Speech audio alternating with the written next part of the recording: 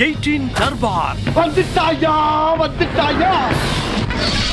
வணக்கம், வந்தனம், நமஸ்தே, நமஸ்கார், நமஸ்துதே. நான் உங்களில் இது நியூஸ் 18 தர்பார். வழக்கம் போல உங்களுக்கான பல்வேறு விஷயங்களை அப்படியே ஒன்று ஒன்றா அடுக்கி நாங்கள் கொடுக்கறதுக்கு ரெடியாக இருக்கிறோம். பார்த்து என்ஜாய் பண்ண நீங்கள் ரெடியாக இருக்கீங்களா? வாங்க நிகழ்ச்சிக்குள்ள போ. அதாவதுங்க, ஒருத்தரை எப்படியெல்லாம் நாம காப்பாற்றணும்னு பிளான் எல்லாம் போட முடியாது. ஆன் தி ஸ்பாட்ல ஆனா அப்படியே சைமல்டேனியஸா டக்குன்னு வரணும். எர்ணாகுளத்தில் ஒரு அம்மா ட்ரெயின்ல இருந்து இறங்கிறதுக்கு ட்ரை பண்ணியிருக்கிறாங்க. தவறி கீழே விழுகிற நேரத்தில் ஒரு கை அப்படியே அரவணைச்சு ஸ்லோ மோஷன்ல இறக்கி விட்டு வண்டி ஏறி அது பாட்டுக்கு போயிடுச்சு. அதாவது வலது கை செய்யறது இடது கை பார்க்கவே இல்லைங்க. போக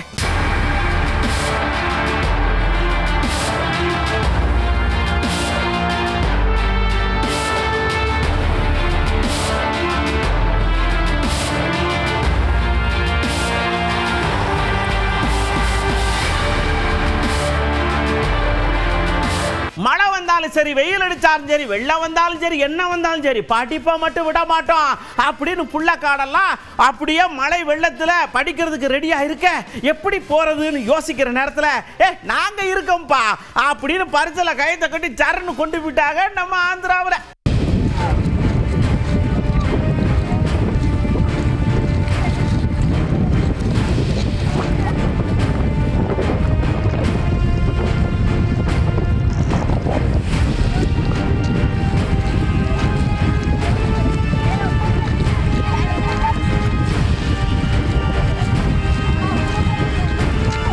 ஊப்பியில ஒரு பாம்பு, அதுக்கு பாவம் புத்துக்குள்ள இருந்து ரொம்ப போரடிச்சு போச்சு போட்டிருக்கு. கதைன்னு இருக்கணும்னு நினைச்சு ஒரு வண்டிக்குள்ளே பூந்துக்குருச்சு. வண்டிக்காரு ஐயோ என் வண்டிக்குள்ள பாம்பு இருக்குன்னு சொன்னதான் தாமசம். சர்ன்னு ஆட்கள் வந்தாங்க, மளமளன்னு பிரிச்சு போட்டாங்க, பாம்பு எடுத்து போட்டாங்க, வண்டி பேப்பர் பேன் கிடக்கு.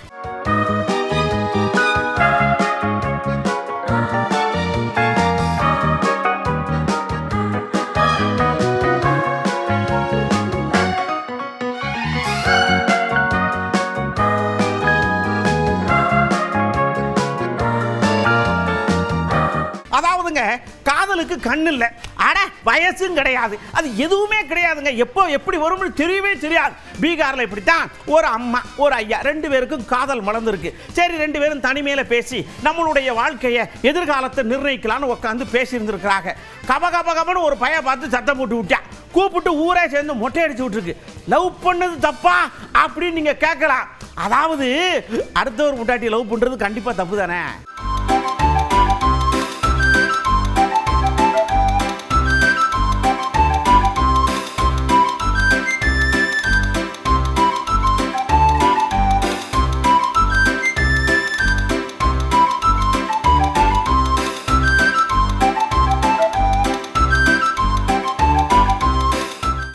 தாவேகாவுடைய 2வது மாநில மாநாடு நடக்க போதில்ல, இதை மக்கள்கிட்ட கொண்டு போய் சேர்க்கணும், விழிப்புணர்வை ஏற்படுத்தணும், மாநாட்டுக்கு வர வைக்கணும் சொல்லி ஒசூர்ல ஆட்டோல அவங்க பண்ண விஷயம் இருக்கு பாருங்க.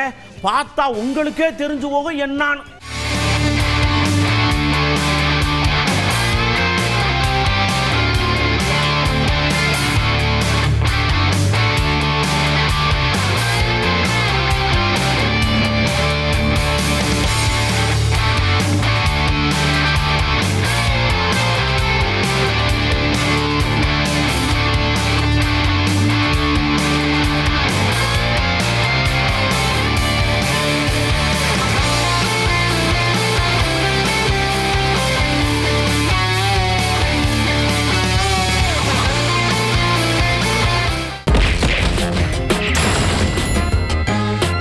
இப்ப நம்ம நேரா கவுண்டருக்குள்ள போறோம். முதல் கவுண்டர் ஒரு பிரபலமான ஆள் தான் ஆரம்பிச்சு வச்சிருக்காங்க. அவர் யாருன்னா, நான் ஒரு விவசாயி, விவசாயத்தை பத்தி எனக்கு எல்லாம் தெரியும், திமுக அரசு வந்து எல்லாத்தையும் ஏத்தி வச்சு பிடிச்சு அப்படின்னு அந்த விவசாயிகளுக்காக பொங்கி விவசாயியா நிக்கிறவர் யார் தெரியுமா?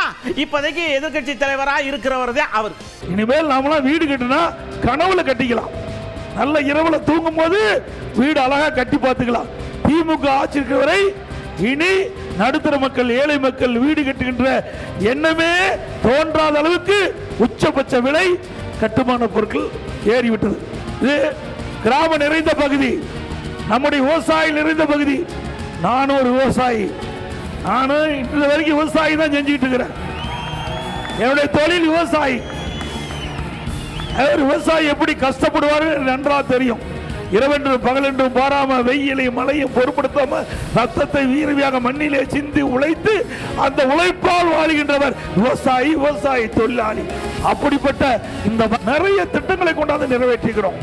ஏரி குளம் குட்டை அனைத்தும் தூர்வாரப்பட்ட மண் இலவசமாக விவசாயிகளுக்கு கொடுத்தோம். தூர்வாரியாத ஏரி ஆழமாச்சு, பருவகாலையில் பெயிண்ட் நீர் தேக்கி வச்சு கோடை காலத்தில் நிலத்தடி நீர் உயர்ந்து விவசாயத்துக்கு தேவையான நீர், குடிப்பதற்கு தேவையான நீரை கொடுத்த அரசாங்கம் அதிமுக அரசாங்கம். இப்படி எடப்பாடி ஐயா மைக்க பிடிச்சு சும்மா மானாவாரியா பேசிக்கிட்டு இருந்தார்ல, அவர் பேசுற நேரத்தில் பார்த்து ஒரு ஆம்புலன்ஸ் வந்த உடனே மனுஷன் ஏகத்துக்கும் கடுப்பாயி, இங்க பாருங்க நான் பேசிக்கிட்டு இருக்கும் போதெல்லாம் ஆம்புலன்ஸ் ஆளுங்கட்சி உள்ள விட்டுக்கிட்டே இருக்கு, அசர்வனான் நானு அசராத சிங்கம் அஞ்சாண்டஞ்சம் கொண்ட அண்ணன் நானு பேசிக்கிட்டே இருப்பேன், அவரை பிடிச்சி உள்ள விடுங்க அப்படிங்கிற ரீதிக்கு பேசிவிட்டேன். சுட்டு விட்டு கலட்டா பண்ணிட்டு இருக்கிறீங்க. ஏய் நிறுத்துறியா, அடிக்காத. ஒவ்வொரு முறையும் ஆள் இல்லாத ஆம்புலன்ஸ் ஈக்கிட்டு தப்பி கம்முன்று போங்க. இந்த நம்பரை குறிச்சு வச்சுக்கீங்க, நம்பர் குறிச்சுக்கிறீங்க, நம்பரை குறிச்சு போலீஸ் ஸ்டேஷன் கம்ப்ளைண்ட் கொடுங்க. ஏய் தம்பி எதுவும் பண்ணாதீங்க, வேணுன்னு கூட்டத்துக்குள்ள கலட்டா பண்ணிட்டு இருக்கிறீங்க. போங்க போ. ஒவ்வொரு முறையும் நான் பொதுக்கூட்டம் போடும்போது ஆம்புலன்ஸ் விடுறது கேவலமா இல்ல அரசாங்கம்.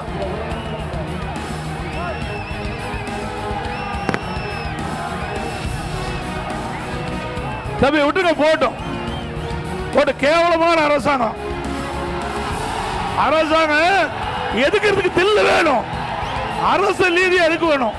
அதை விட்டுட்டு கூட்டத்துக்குள்ள ஆம்புலன்ஸ் விட்டு ஒவ்வொரு முறையும் பிரச்சனை பண்றீங்களா? இந்த டிரைவர் இதெல்லாம் குறிச்சு வச்சுக்க, நம்பர் குறிச்சு வச்சுக்க, யாரும் அப்புறம் பேசிக்கலாம். அப்படியே சுப்பிரமணிய அண்ணாச்சி வந்தாங்க, அவர் மருத்துவத்துறை அமைச்சர்லாம். ஏங்க ஆம்புலன்ஸ் வந்ததுக்கு ஆளுங்கட்சி உள்ள விட்டுறன்னு சொல்லி என்னங்க கொஞ்சம் கூட பொருத்தம் இல்லாம பேசுறீங்க? உங்க பேச்சுக்கு இடையூறா இருக்குன்னா என்ன வேணாலும் பேசுவீடா. ஆம்புலன்ஸ் வந்தா வழி விட்டு தான் ஆகணும், சும்மா கண்ட மாதிரி பேசப்படாது அப்படின்னு லைட்டா கோபப்பட்டு பேசிட்டார். இவரு அந்த ஆம்புலன்ஸ் வர்ற வழியில கூட்டத்தை போட்டுட்டு நான் வர வழியில ஆம்புலன்ஸை விடுறாங்க அப்படின்ற மாதிரி ஒரு சொல்லியிருக்கிறார். தமிழில் ஒரு பழமொழி சொல்லுவாங்க, அரண்டவன் கண்ணுக்கு மிரண்டதெல்லாம் பேய் அப்படின்லாமெல்லாம் சொல்லுவாங்க. அவர் இந்த ஆம்புலன்ஸை பார்த்தா அவருக்கு என்னவோ வேற ஏதோ ஞாபகம் வருதுன்னு நினைக்கிறேன். இது தவறான விஷயம். அதுவும் நான் பார்த்தேன், ஆம்புலன்ஸ் டிரைவர் நோட் பண்ணு, பேரை நோட் பண்ணு, ஆம்புலன்ஸில் இருக்கிறவங்க யார் யாருன்னு பேரை நோட் பண்ணுன்றார். இது மருத்துவத்துறை அலுவலர்களுக்கு, மருத்துவத்துறையில் பணியாற்றி கொண்டிருக்கின்ற ஒரு தன்னார்வமிக்க ஒரு தொண்டு செய்து கொண்டிருக்கின்ற மருத்துவர்களுக்கு விடுக்கிற ஒரு மிரட்டல் துணி. ஒரு முன்னாள் முதல்வர் இது ஒரு மிரட்டுகிற துணியில் ஆம்புலன்ஸ் டிரைவர் பேரை நோட் பண்ணு, வண்டி நம்பரை நோட் பண்ணு சொல்றது ஒரு அநாகரிகமான செயல். இது அவரை இதோட நிறுத்திக்கிறது நல்லதுன்னு நினைக்கிறேன். அடுத்து வந்தார் நம்ம கல்வித்துறை அமைச்சர் அன்பில் மகேஷ் பொய்யாமொழி ஐயா வந்து என்ன சொன்னார்னா, முன்னாள் முதலமைச்சராக இருந்த ஒருத்தர் ஒரு அரசு துறை நிறுவனத்திலிருந்து வரக்கூடிய வாகனத்துக்கு வழிவிடாம அதையே குறை சொன்னா உங்களை எங்க கொண்டே சேர்க்கிறது அப்படின்னு ஒரு கேள்வியே வச்சிருக்கார். அது அப்படி அது ஒரு முதலமைச்சர், மாநிலத்தில் முதலமைச்சர் இருந்தவர், அது உண்மைத்தன்மை தெரியாமல் அந்த மாதிரி சொல்லக்கூடாது. ஃபர்ஸ்ட் ஆஃப் ஆல் அவங்க பிரச்சாரம் செய்யும் பொழுது நாம் எதுக்காக வந்து இந்த மாதிரி வந்து ஆம்புலன்ஸ் அமைச்சு வைக்கணும்? அது ஆம்புலன்ஸுக்கு வந்து ஒரு உயிர் காக்கக்கூடிய அதோடைய சீரியஸ்னஸே அதை குறைக்கின்ற விதமான ஒரு கமெண்ட் அவர் பாஸ் பண்ணியிருக்கக்கூடாதுன்னு தான் நினைக்கிறேன். அப்படியே அர்ஜுன் சம்பத்தையே ஏதோ ஒரு வேலையா இங்க வந்தாருங்க. அவர் போற போக்கில் அப்படியே நம்ம திருமாவளவன் ஐயாவை லேசா இழுத்து விட்டு போயிருவோம் சொல்லிட்டு இங்க வாருங்க, தூய்மை பணியாளர்கள் போராடுறாங்க. திருமாயா என்ன சொன்னாரு? அவங்கள நிரந்தர பணியாளர் ஆக்காதீங்க, அப்புறம் அவங்க வாரிசே அப்படியே வந்துகிட்டே இருக்கும், அது ஒரு பெரிய பின்னடைவு ஆகும் அப்படின்னு சொன்னா என்ன நியாயம் இது அப்படின்னு ஒரு கொக்கியை போட்டு அவர் வாட்டுக்கு சர்ன்னு போயிட்டார். இந்த தூய்மை பணியாளர்கள் விஷயத்துல திருமாவளவன் அவர்கள் அதற்கு ஒரு ஜாதி சாயம் பூசுகிறார். அது மிகவும் தவறானது. அவங்க பணி நிரந்தரம் கோருகிறார்கள், சம்பள உயர்வு கோருகிறார்கள். அதை ஆதரிப்பதை விட்டுவிட்டு அரசாங்கம் என்ன நடவடிக்கை எடுத்தாலும், திராவிட மாடல் அரசு என்ன நடவடிக்கை எடுத்தாலும் அதற்கு ஜால்ரா போடுவது மட்டுமே தன்னுடைய வேலை என்று திருமாவளவன் கற்பனை செய்திருப்பதும், தூய்மை பணியாளர்களுக்கு ஜாதி சாயம் பூச முயற்சிப்பதும், அருந்ததிய மக்கள், பெருவாரியான மக்கள் இந்த பணியிலே ஈடுபடுத்தப்படுகிறார்கள். நீங்க என்னைக்குமே அருந்ததிய மக்களை விடுதலை சிறுத்தை கட்சி தொடர்ந்து புறக்கணித்து வருவதோடு மட்டுமல்ல, அவர்களுக்கு எதிரான வெறுப்பு பிரச்சாரத்தை தொடர்ந்து செய்து வருகிறார்கள். விடுதலை சிறுத்தை கட்சியுடைய நிர்வாகிகள் அருந்ததிய மக்களை ஆணவ கொலை செய்திருக்கிறார் பல இடங்கள்ல. அதனால விடுதலை சிறுத்தை கட்சி இந்த விஷயத்துல தூய்மை பணியாளர்களுக்கு துரோகம் செய்கிறது. தப்புன்னு அண்ணன் வந்தாரு. நான் கேட்டது என்ன தப்பு? ஏயா தூய்மை பணியாளர்களை பெர்மனன்ட் பண்ணுவேன், அப்புறம் அவங்க வரிசையாக வாரிசு வீரிச்சு வந்துக்கிட்டே இருக்கான். வாரிசு முழுக்க குப்பை அள்ளிக்கிட்டே இருக்கான். நீங்கள் மேலே உக்காந்துக்கிட்டு அங்கே நல்லா இல்லை, இங்கே நல்லா இல்லை, அதான் இல்லைன்னு நீங்கள் ஆர்டர் போட்டுக்கிட்டே இருப்பீங்களா? ஏன் நீங்கள் வந்து அள்ளுறது அப்படின்னு கேட்டேன். குப்பையை அள்ளுகிறவர்களை பணி நிரந்தரம் செய்து அந்த தொழிலையே நீங்கள் செய்து கொண்டிருங்கள் என்று சொல்லுவது எந்த வகையிலும் ஏற்புடையதல்ல. அடிமை சார்ந்த சிந்தனை இது. வெட்டியான் தொழிலை செய்கிறவனை வெட்டியான் தொழிலாக அரசு ஊழியர்களாக ஆக்கு என்று சொன்னால் எப்படி அதை ஏற்றுக்கொள்ள முடியும்? அந்த தொழிலை ஒழிக்க வேண்டும். உலக நாடுகள் எல்லாம் இன்றைக்கு கருவிகளை அறிவியல் வளர்ச்சியில, தொழில்நுட்ப வளர்ச்சியில புதிய புதிய கருவிகளை கண்டுபிடித்து ஒரு குறிப்பிட்ட இனத்தை சார்ந்தவர்கள் தான் அந்த தொழிலை செய்ய வேண்டும் என்கிற நிலை இல்லாமல் அந்த தொழில்நுட்பத்தை கற்றுக்கொண்டவன் அந்த வேலையை செய்யலாம் என்கிற நிலையை ஏற்படுத்துகிறார்கள். இதுதான் பிற நாடுகளில் இருக்கிற நிலை. ஆனால் இந்தியாவில் ஸ்கேவேஞ்சர்ஸ் அரசு ஊழியராக்கு, ஸ்வீப்பர்ஸ் அரசு ஊழியராக்கு. இது எந்த வகையில் ஏற்புடையதாக இருக்க முடியும்? இதை போய் அவர்களிடத்திலே சொன்னால் அவர்களுக்கு எதிராக நாம் பேசுகிறோம் என்று கருதுவார்கள். அதனால்தான் சேர்ந்து நாமும் பணி நிரந்தரம் செய்யுங்கள் என்று சொல்ல நேர்ந்தது. அப்படியே ஹெச் ராஜா நச்சி வந்தார். முகம் முழுக்க அப்படியே 1000 வாட்ஸ் பல்பு அழகாயிருச்சு. என்னன்னா திமுக பேசிட்டோம், நம்ம துணை குடியரசுத் தலைவர் வேட்பாளருக்கு நிற்கிறாங்க இல்லையா, நம்ம ராதாகிருஷ்ணன் ஐயாவுக்கும் ஓட்டு கண்டிப்பாக போட்டுருவாங்க, எல்லாரும் அங்கே போய் போட்டுருவாங்க, கவலையே படாதீங்க அப்படின்னு சிரிச்ச வகமாக பேசுகிறார். நான் என்ன சொல்கிறேன், நம்பர்ஸ் டிசைடு. பொதுவாக அது தேசிய ஜனநாயக கூட்டணியின் பக்கம் நம்பர் இருக்கு. இருந்தாலும் தமிழகத்திலிருந்து, ஏனென்றால் தமிழகத்திலிருந்து ஒரு பிரதமர் வந்திருக்கலாம்ங்கிற நிலைமை 96 இருந்தது. என்றால் பெரியவர் மூப்பனார் அவர்களை பல பேர் காங்கிரஸ் கட்சியில் கூட அவர் பெயரை முன்மொழிந்தவர்கள் உண்டு. இருந்தாலும் அது நடக்காமல் போச்சு. அந்த மாதிரி இல்லாமல் ஒரு தமிழர் வந்து துணை ஜனாதிபதியாக, ஏன்னா ஆர்வி அவர்களுக்கு அப்புறம் தமிழ்நாட்டிலேருந்து துணை ஜனாதிபதி வரல. அதனால் அதுக்காக திராவிட முன்னேற்ற கழகம் தமிழகத்தை சார்ந்த எம்பிக்கள் சிபிஆருக்கு ஓட்டு போட்டோன்னு. அப்படியே நேரம் நம்ம கமல் ஐயா வந்தாங்க. ஏர்போர்ட்ல மடக்கி பிடிச்சி, ஐயா இப்படி ஒரு விஷயம் ஓடிக்கிட்டு இருக்கு, நீங்க யாருக்கு ஓட்டு போட போறீங்க அப்படின்னு கேட்டா, நான் முதல்வர் அவர்களிடம் பேசிக் கொண்டிருக்கிறேன், அந்த பேச்சின் வழக்கிலே ஒரு விதமாக விஷயத்தில் அது ஓட்டு போடுறது அப்படி இப்படின்னு பேசுறாரு. கண்டிப்பா எல்லாருக்கும் புரிஞ்சிருக்கும், நீங்களே பாத்துருங்க. நான் தமிழ்நாட்டிலிருந்து தலைநகருக்கு போனது தமிழர்களுக்கு என்னென்ன பயன் கிடைக்கும் என்பதை கொண்டு வருவதற்கும், கிடைக்கவில்லை என்றால் ஏன் கிடைக்கவில்லை என்பது கேட்பதற்கும் நான் போயிருக்கிறேன். என்னுடைய நாடு முக்கியம், தமிழ்நாடு முக்கியம். இது தமிழ்நாட்டையும் மனதில் கொண்டு இருப்பவர்கள் யார் என்பதை தான் தேர்ந்தெடுக்க வேண்டும். எங்கள் கூட்டணியில் பல ஆளுமைகள் இருக்கின்றன. அதில் எனக்கு நெருக்கமானவும் தமிழர்களுக்கு நெருக்கமானவும் ஆளுமை என்று பார்த்தால் தமிழக முதல்வர் தான். அவர் இந்த கூட்டணியில் உள்ளார். அவர் எங்கள் கூட்டாளி. அவரிடம் கலந்து ஆலோசித்து விட்டு இதற்கான பதிலை சொல்வதுதான் நியாயம். நன்றி. அது பெயர்கள், மனிதர்கள். நாங்கள் சொன்னது தேர்வு. அப்படியே நம்ம காங்கிரஸ் தலைவர் செல்வ பெருந்தகையா வந்தார். ரொம்ப ஷார்ட் அண்ட் ஸ்வீட்டா பேசினார். பாஜக போடுற நாடகம் எங்களுக்கு நல்லா தெரியும், நாங்க எல்லா நாடகத்தையும் பார்த்துக்கிட்டு இருக்கோம், எங்களுக்கு வேற நாடகம் பார்க்க வேண்டியிருக்கு, நாங்க அங்க போறோம்னு டப்புனு டிவி ஆன் பண்ணிட்டார். பாஜகவை சார்ந்த ஒரு சிபி ராதாகிருஷ்ணன் மேல இருக்கிற அக்கறை பாஜகவுக்கும் ஆர்எஸ்எஸ்க்கும் தமிழ்நாட்டு மக்கள் மீது ஏன் இல்லை? 50 விழுக்காடு ஜிஎஸ்டி வரி எங்களுக்கு கொடுக்க வேண்டிய பணத்தை ஏன் திருப்பி கொடுக்கல? ஏன் மாற்றாந்தாய் மனப்பான்மையோட தமிழ்நாட்டை நீங்க வஞ்சிக்கிறீங்க? தமிழ்நாட்டு மக்கள் மேல அக்கறை இருக்கணும் பாஜகவுக்கு. தனிப்பட்ட சிபி ராதாகிருஷ்ணன் மேல அக்கறை என்ன பிரயோஜனம்? சிபி ராதாகிருஷ்ணன் அவர்கள் அவருடைய கட்சியை சார்ந்தவர். தமிழ்நாட்டை சார்ந்தவர்களுக்கு இந்த மக்களுக்கு என்ன செய்யறாங்க? வரி கொடுக்கணும், ஜிஎஸ்டி வரியில 50 விழுக்காடு எங்களுடைய பங்களிப்பை கொடுக்க மறுதளிக்கிறாங்க. பள்ளி கல்வித்துறை, அதுதான் மாணவர்களை அடுத்த தலைமுறையை உருவாக்குன்ற துறை. அந்த துறைக்கு சேர வேண்டிய ஆயிரக்கணக்கான கோடி ரூபாய் கொடுக்க மறுதளிக்கிறாங்க. தமிழருடைய வரலாறு, தமிழருடைய நாகரிகம், இலக்கியம், இலக்கணம் எல்லாத்தையும் குழி தோண்டி புதைக்கணும்னு ஆர்எஸ்எஸ் பிஜேபி நினைக்குது. அப்படின்னா அகழ்வாராய்ச்சி கீழடியில செஞ்சதை எதுக்கு திருத்தி எழுத சொல்றாங்க? தமிழ்நாட்டு மேல நம்பிக்கை இருக்கு, தமிழ் மண்ணு மேல நம்பிக்கை இருக்கு, தமிழ்நாட்டு மக்களை இவர்கள் ஆதரிக்கிறார்கள்னா தமிழருடைய வரலாறான கீழடி வரலாற்றை ஏன் திருத்தி எழுத சொல்றாங்க? அமர்நாத் ராமகிருஷ்ணனை எதற்காக பணியிடை மாற்றம் செஞ்சிருக்காங்க? இதெல்லாம் தமிழ்நாட்டு மக்களுக்கு தெரியும். அப்படியே மூத்த காங்கிரஸ் தலைவர் தங்கவேலு ஐயா வந்து இங்க இருக்க அரசியல்ல எதிரியும் கிடையாது, நண்பனும் கிடையாது, அதே நேரத்தில் சொந்தக்காரரும் கிடையாது. இல்ல நம்ம பேசுவோம், கொள்வோம், செய்வோம். கொள்கைன்னு வந்துட்டா, எதிரின்னு வந்துட்டா ஓட்டு எப்படி போடுவாங்க? ஓட்டெல்லாம் போட முடியாது, போங்க உங்களால ஆனதா அப்படின்னு டப்புன்னு சொல்லிட்டேன். இந்த ராதாகிருஷ்ணனுக்கு பரிச்சயமான நண்பர், நல்ல நண்பர், அதெல்லாம் இரண்டாவது கட்டம். நட்புக்காக நாங்கள் ஒருவரை பேசுவது, வாழ்த்துவது, அதெல்லாம் இரண்டாவது கட்டம். அது ஒரு பகுதி. ஆனால் ஒட்டுமொத்த காங்கிரஸ் என்ற அடிப்படையிலும் காங்கிரஸ் இந்தியா கூட்டணியுடைய பொறுப்பில் இருக்கிற காரணத்தால் எங்கள் கூட்டணி என்ன முடிவெடுக்கிறதோ அந்த கூட்டணிக்கு ஆதரவாக கூட்டணி நிலைப்பாட்டை மக்களுக்கு முன்னால் சொல்வது எங்களுக்கு கடமையாக இருக்கிறது. அந்த அடிப்படையில் தான் இந்த செயல்பாடு. அரசியலில் நட்பு வேறு, அரசியல் வேறு, அதை எல்லோரும் அறிவீர்கள். அந்த அடிப்படையில் தான் காங்கிரஸ் செயல்படும். அதாவது இப்பெல்லாம் பால் அப்படின்னு சொன்னாலே தைலாபுரத்து ஐயாவுக்கு கத கத கத கதன்னு குறையுது. ஏன்னா எதிர்ப்பு முகாமில் இருக்கக்கூடிய வழக்கறிஞர் பால் அவர் பேர் அப்படி இருக்குங்கிறதுனால அவருக்கு அப்படி இருக்குன்னு சொல்லி அருளையா சொல்றார். ஏன்னா அவர் நிறைய ஐயாவை ரொம்ப கிண்டல் பண்ற மாதிரி, அவரை கோபப்படுத்துற மாதிரி பேசிக்கிட்டே இருக்காரு. இது நல்லதுக்கு இல்லை அப்படின்னு அருளையை எச்சரிக்கை வர்ற மாதிரி சொல்லியிருக்காரு.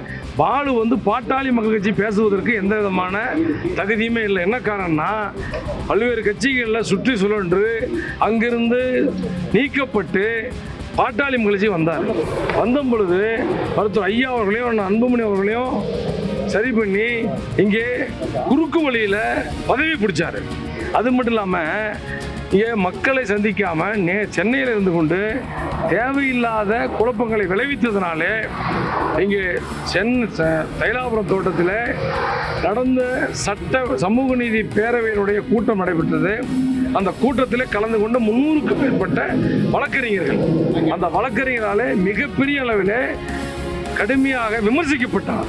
எப்படின்னா இதை வச்சு தான் மருத்துவர் ஐயாவுடைய ஆசியோடு அதாவது இதனுடைய பார் கவுன்சிலுடைய மெம்பர் ஆனார்.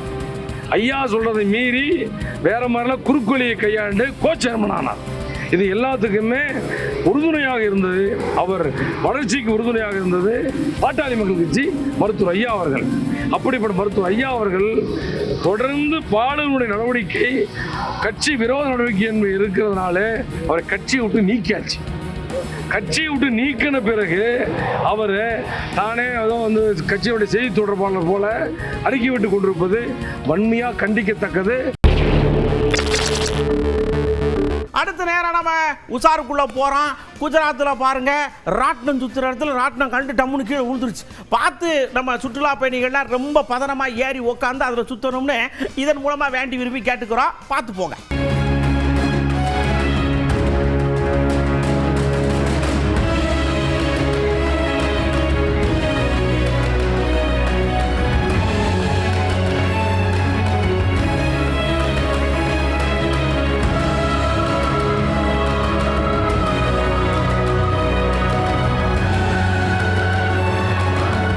மகாராஷ்டிரில் ஒருத்தர் மது பிரியர் போல் இருக்கு. ரொம்ப மது எடுத்துட்டு ஆட்டோ எடுத்துட்டு ஜர்ன்னு போயிருக்காரு. பிடிச்சி எடுத்து விசாரிச்சுட்டு இருக்கிற நேரத்தில் ஐயோ பிடிச்சி உள்ளதுக்கு போட்டுருவாங்கன்னு சொல்லி உள்ள இருக்கிற அந்த பேசஞ்சரோட ஜர்ன்னு இழுத்துட்டு போயிட்டார். தயவு செஞ்சு மதுவை ஓட்டி பிடிச்சிக்கிட்டு இந்த மாதிரிலாம் வண்டி ஓட்டாதீங்க, அப்புறம் உங்களுக்கும் ஆபத்து, மற்றவங்களுக்கும் ஆபத்து.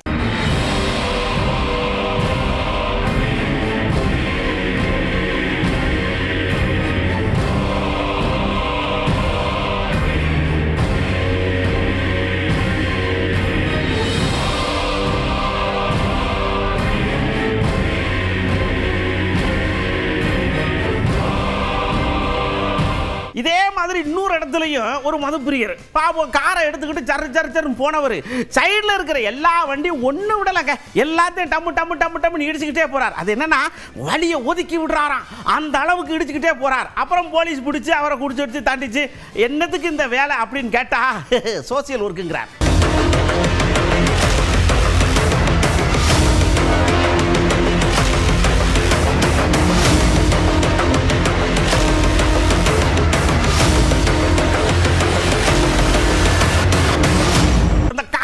தொந்தரவு பயங்கர தொந்தரவா இருக்கு. சத்தீஸ்கர்ல பாருங்க, பின்னாடி 2 வீலர் சீட் இருக்குல்ல, அதில் உட்கார வச்சு போடும்ல.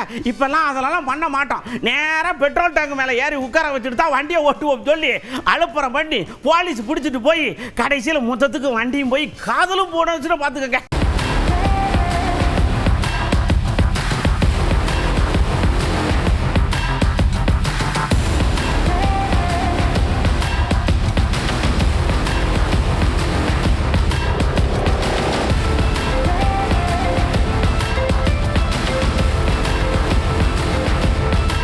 பீகார்ல இப்பெல்லாம் பாருங்க, நிறைய விஷயங்களை நேர கல்லாப்பட்டியிலிருந்து எடுத்துறாங்க. பணம் வேணும்னா சம்பாதிக்கிறது இல்ல, போய் ஆட்டை போடுறதா. இப்படிதான் ஒரு பையன் போய் கடைக்கு போயிருக்கா, பொருளை அப்படி அந்த பக்கம் கையை காட்டி திரும்பணும்னா கல்லாப்பட்டியில் கை விட்டு தூக்கிட்டு ஓடியா விட்டான். தயவு செஞ்சு கடைக்காரங்க கல்லாப்பட்டியை நல்லா பூட்டி வச்சுட்டு பேசுங்க.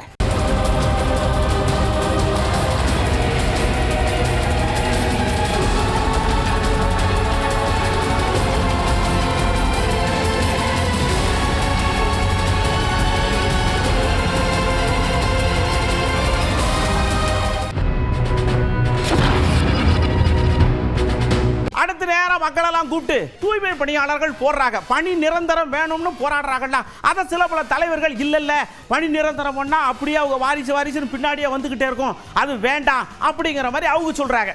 இது சரியா அது சரியா? உங்களுக்கு எது சரின்னு கேட்டோம். மலமலன்னு பதில சொல்லியிருக்காங்க. நாங்க வந்து தூய்மைகளாவது துப்ப பணியாளர்கள் நாங்க கரெக்டா தான் நாங்க செஞ்சுக்கிட்டு இருக்கோம்.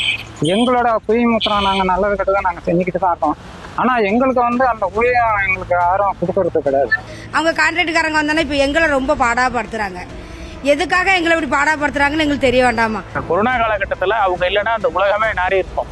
அப்படியே போட்ட சமூக சேவை செய்த தூய்மை பணியாளருக்கு அதிகப்படியான சம்பளம் தாராளமாக வாங்கலாம். ஒரு துப்புரவு பணி செய்கிற ஒருவருடைய குழந்தை கடைசி வரை துப்புரவு பணியாளராகவே இருக்கக்கூடாது. அவர் ஒரு மருத்துவராகவோ ஒரு கலெக்டராகவோ மாற வேண்டும். ஏனோ ஒரு சமூகத்துக்கு மட்டும், குறிப்பிட்ட ஒரு சமூகத்துக்கு மட்டும் தூய்மை பணியாளர்கள் பணி வழங்குவது என்பதை தமிழக அரசு மட்டுமல்ல இந்திய அரசே அதுக்கு ஒரு மறுபரிசீலனை செய்து இடஒதுக்கீடு கேட்கின்ற அனைத்து சமூகமும் தூய்மை பணியாளருக்கு வர வேண்டும். இந்த வேலையில் யாரெல்லாம் விரும்புகிறாங்களோ அனைத்து சமூக மக்களும் விரும்பினாலும் அவங்களையும் இந்த பணியில் அமர்த்தி எல்லாருமே செய்யணும். எல்லாருமே வாண்டட். அது எல்லாருக்குமே அது உண்டான கடமை. அது வந்து ஒரு சமுதாயத்துக்கு மட்டும் இல்லாமல் எல்லா சமுதாயத்துக்கும் ஒரு பணி கொடுக்கும்போது தூய்மை பணின்றது இன்னைக்கு ஜாதி மதமே எதுவுமே இல்லைன்றும் போது எல்லாருமே எல்லா வேலையும் செய்யணும். அவங்கவுங்க இடத்த அவங்கவுங்க சுத்தமாக வச்சுக்கிட்டா தூய்மை பணிக்கு ஆள் தேவையில்லை. யாரும் முன் வர மாட்டாங்க சார். ஏன்னா வந்தாங்கன்னா ஏற்றுக்கலாம், அவ்வளோ சீக்கிரம் வர மாட்டாங்க. வந்து அந்த வேலை பார்க்குறாங்கன்னா அவங்கள மட்டும் அந்த வேலையை பார்க்க சொல்லிட்டோம்னா அவங்க வந்து அடுத்த ஜென்ரேஷனுக்கு போக மாட்டாங்க. எல்லாருமே 4 பேர் 4 வேலையை தான் பார்க்குறாங்க. இப்போ அவங்க படித்த படிப்புக்கு வேலை தேடி போகலாம்ல, அவங்கள வந்து இப்போயே அதை அடிப்படையாக ஒதுக்கிட்டோம்னா அது கடைசி வரைக்கும் அவங்க ஒதுக்கப்பட்ட ஜாதியாகவே போயிடும். வரும் காலங்களில் இயந்திரங்கள் மூலமாக துப்புரவு பணிகளை மேற்கொள்ள தமிழக அரசு நடைமுறைப்படுத்திட வேண்டும், நடவடிக்கை எடுத்திட வேண்டும். துப்புரவு பணியாளர்களை நிரந்தரப்படுத்தலாம் என்கிற ஒரு எண்ணங்கள் தமிழக அரசுக்கு இருக்கவே கூடாது. சரி, இது வரைக்கும் பார்த்த எல்லா விஷயங்களும் உங்களுக்கு கண்டிப்பா பிடிச்சிருக்கும்னு நினைக்கிறேன். அதே மாதிரி உஷாரா இருக்க வேண்டிய இடங்கள்ல கவனமா இருங்க. மீண்டும் அடுத்த தரப்பார்ல பல்வேறு விஷயங்களோட நான் உங்களை சந்திக்கிறேன். அதுவரை உங்களிடமிருந்து அன்போடு விடைபெற்றுக் கொள்வது உங்கள் அன்பு நண்பன் எழில். வணக்கம் மக்களே. 18 தர்பார் வந்துட்டாயா.